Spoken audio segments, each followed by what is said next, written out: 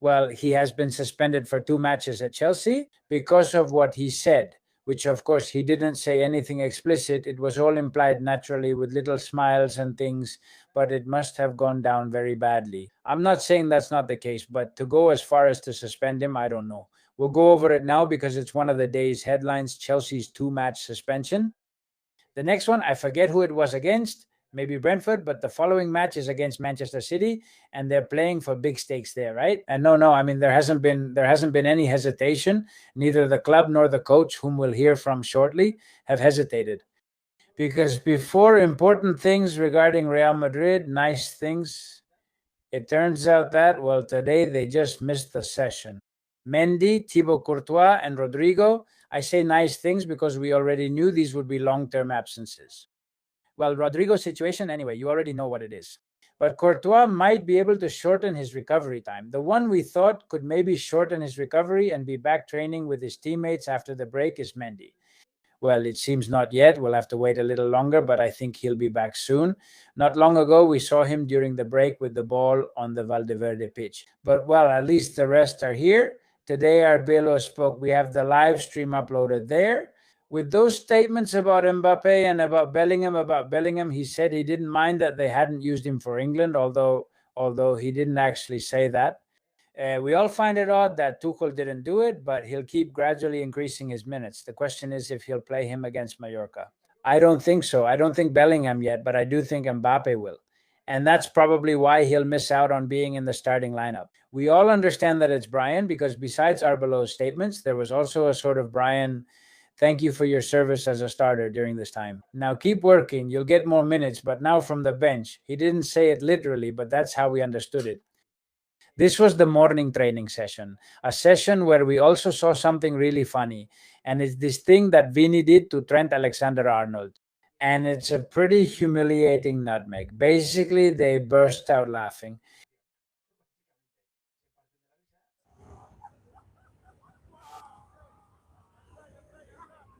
Thank you. Come on, with Militao and company and poor Trent Alexander-Arnold, well, Alaba has to comfort him here. Good atmosphere, as I said, the power of friendship, the good vibes in the locker room, springtime, all those common themes we've been hearing lately. The Madrid fans are very present. That's why Arbeloa in the morning, someone was saying it seems like he's just one more, right, from Real Madrid Twitter, and that he reads us, listens to us, and honestly, he'd love to tweet. También, he was also talking precisely about this.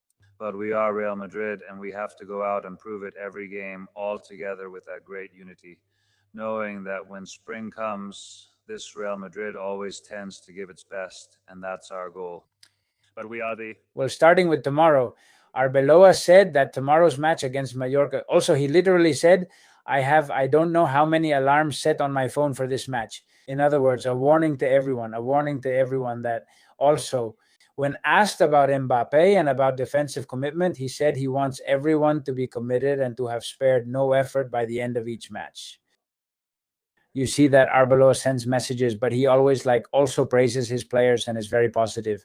And he flatters them and all that, and he gives them donuts in the morning if they win the matches. He plays that double game, which at first I thought was just for show, but it's actually working for him.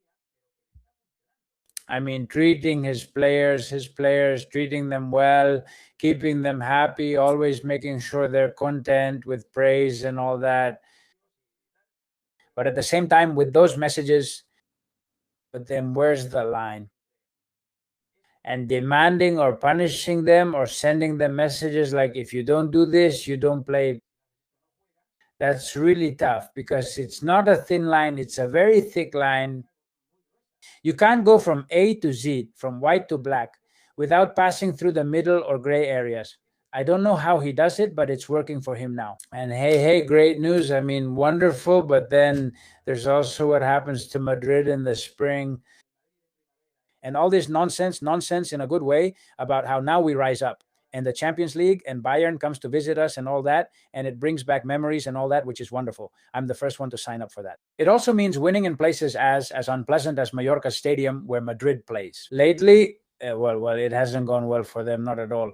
Look, last year we drew there with Ancelotti, the first match day of last season, which was terrible. Then, well, that's it. The tough ones, the ugliest ones. Look, I think the same. Vinicius doesn't start. I'm not going to say that's better because I want to make the most of the best Vinicius, but maybe to avoid that, well, I think they have to go with the ones who are going to play, with the ones who are going to come in for Tuesday.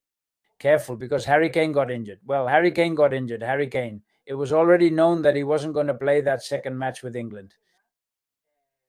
There was already speculation. People were speculating about the idea that Bayern might do the same thing as always, right? I mean, it's not an exception that Bayern does this. A lot of clubs do it. Well, let's not even mention Arsenal. Arsenal, 11 players, I think, ended up returning, including Zubimendi, to the Spanish national team. And they say that, well, because anyway, it was a message that Arteta had already given them before this international break, because it's quite a coincidence, isn't it? And in this case, it started being said a few days ago, look, Harry Kane won't play the weekend match. He's going to be given a rest, which happened. But on Tuesday, he'll be there. Let's see if he's there on Tuesday, today, because this is breaking news. We thought it could happen. Well, now we know, right? He has that ankle problem, those ankle issues, and he won't be in the match against Freiburg in the Bundesliga. All right?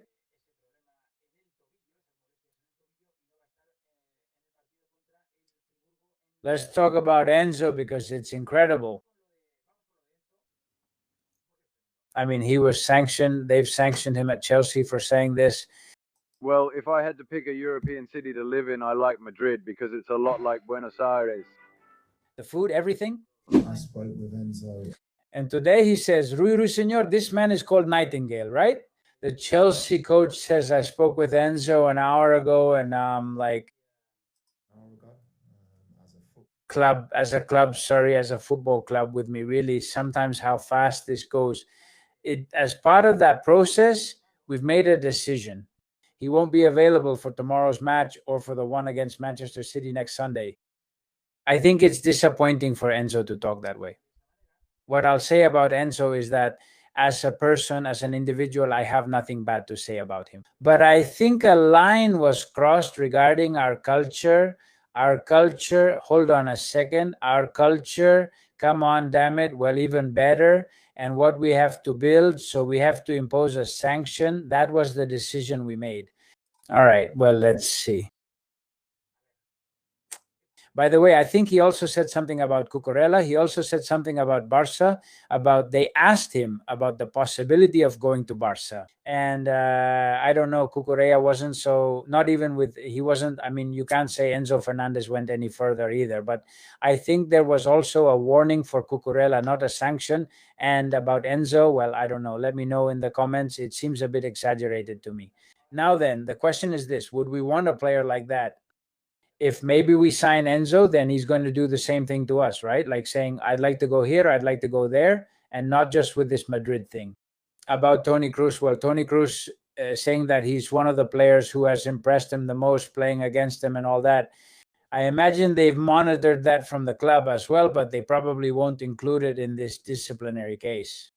But that's basically what it was, right? And also because he said it twice, once with friends on a YouTube channel as well, and in this slightly more serious interview where his wife was next to him, right? His wife was next to him. He mentioned Madrid again, and honestly, you want to tell him to tone it down. And if those are messages for Real Madrid, well, they've been received, but of course, your club. I understand that a club like any other, in this case Chelsea, would defend its club culture. I mean, hey, we're all here, either committed or not. And those statements out there with hidden meanings and all that, well, they don't like it. And I completely understand. Although shooting themselves in the foot, they could have given him a one-match ban. Damn, this next one, which doesn't seem so tough, and then let him play against Manchester City. But they gave him two. There are two, man. They gave him two. Incredible. And finally, in a morning full of press conferences and stuff, this thing with Simeone, look, I'm the last person you'd suspect of agreeing with Simeone on most things. But here, well, we've been really hard on this man because he does a lot of things wrong. And also regarding the thing with Vinicius, when he said that to Courtois after things were thrown at Courtois from the stands, from the Frente Atletico, over there at the Metropolitano, etc. Well, you already know what I think about this guy, but today, did he say anything about the chants the other day in Cornellà and everything that's been happening in Spain lately? Although I feel like something's missing here. And let me make a quick aside. Did he say it back then with Vinicius? Okay. Or in relation to Simeone, you're absolutely right. As a key figure in our football, I want to ask about an incident this week that sparked a lot of debate: the regrettable racist chants during the national team's match on Tuesday.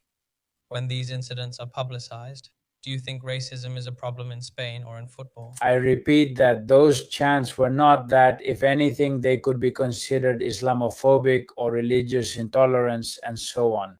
But anyway, everything is explained in the video from that day, especially because this has been happening for a long time. Also, and much worse, sorry, but much worse, because being called Muslim isn't the same as being called a monkey by hundreds or thousands of people, okay? It happened with Vinicius before, and no one here was outraged at this level with the media, coaches, people in football. But anyway, welcome to everyone who is now concerned about this issue and understands that there is a social problem. But what Simeone is going to say, of course, I agree with him. Well, I think it's a social issue and it's global. I mean, it's not just from Spain or Argentina or Brazil or anywhere else. It's social. Respect that was lost many years ago. The respect we had for our parents, for school, for our teachers, for the police, to, I don't know, the general manager of a club, the coach, the presidents. Today it's lost. We don't have it, and we all need to work on it. With the awareness and the vision that with faith, believing in God, and knowing that the way is to believe, things can get better. Well, he puts that religious message at the end, which I won't say I think is bad, not at all, quite the opposite. These days, that kind of thing is pretty punk, honestly, for the times we're living in. I don't think it's bad, not at all. And he's absolutely right. He's absolutely right. He should also lead by example a little, but anyway, respect for hierarchies has been lost, respect for elders has been lost, respect has been lost in general, right?